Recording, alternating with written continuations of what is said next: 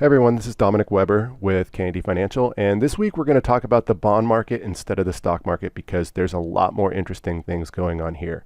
Again, this is going to be a pretty intense lesson, so if you have any questions, don't be afraid to email us at info@kndreport.com, as I know there should be questions if you're going through this stuff and then your mind is blown as it was when I learned this stuff. You'll be like, wait, what? Huh? How can I learn more on this stuff? So anyway, don't be afraid to email us, info@kndreport.com, and we'll help you out with any questions. Last week in the news, all I heard about was bonds are getting destroyed, that, bonds are just going to go down the drain. There's a St. Valentine's Day massacre going on for bonds, and the news pretty much is always wrong, and here's how we know it's wrong. The CFTC requires all traders to file what is called a commitment of traders report. If you're holding over 500 contracts, and think 500 contracts is a multi-million dollar deal, you're called a commercial trader. If you're holding between 1 and 500 contracts, you're considered a large fund, which is most hedge funds. And if you're holding one under 100, you're everyone else. That's you, that's me, that's the speculators.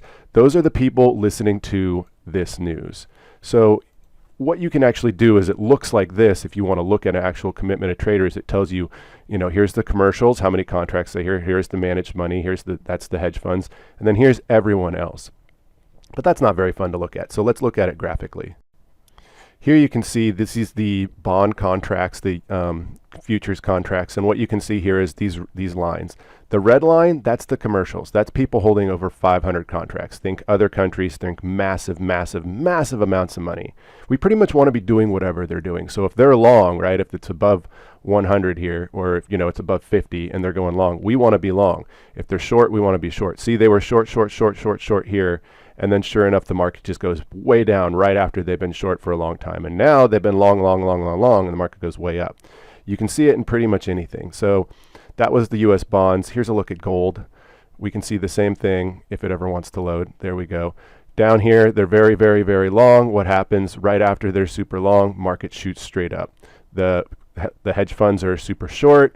What happens right after it goes straight up? Now, another way you could look at this is it's kind of doing whatever the blue line is doing. That is a way to look at it, but everything is dictated by the red line. So the blue line only does what it's doing because the red line did what it did. So the main one you want to look at is the green line is the people that are always getting hosed. And trust me, they usually are always getting hosed.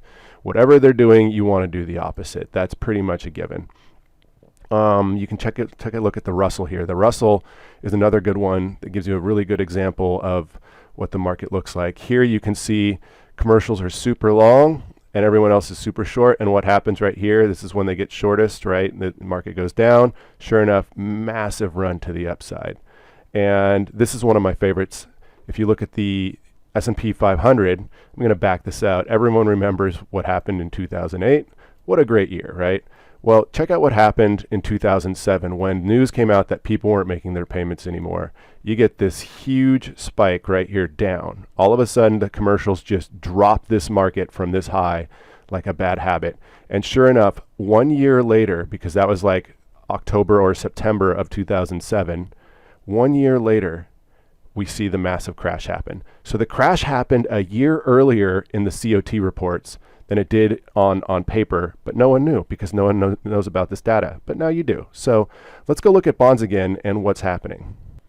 So for starters, bond is a trending market, all right, which is why I've drawn this nice giant trend line that you can see all the way from 2002. We've been kind of following this trend line up, and up, and up. And look what's just happened. We just hit the bottom of that trend line right here, and we're bouncing off of it, heading back up. That in combination with the commercials going super long, and then these speculators, right? These speculators are always long. Look at the red lines and look what happens whenever, I put a red vertical line. Right here, super bullish, nothing but happen, but then the market goes straight down.